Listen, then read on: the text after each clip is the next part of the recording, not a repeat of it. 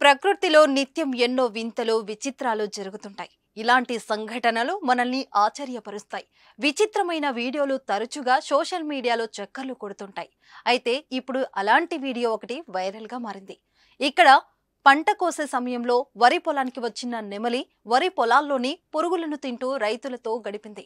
నెమళ్ళు సాధారణంగా మనుషుల దగ్గరికి రావు, మనుషులను చూస్తే పారిపోతుంటాయి.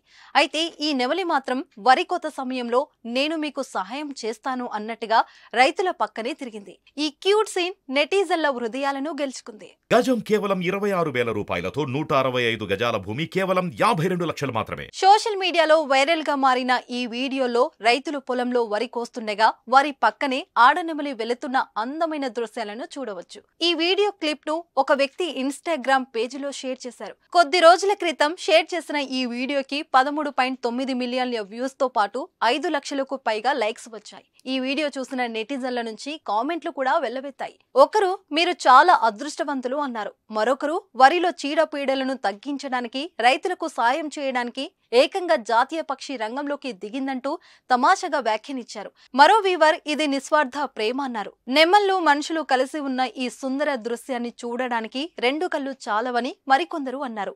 మీకు కూడా నచ్చింది కదూ ఈ వీడియో?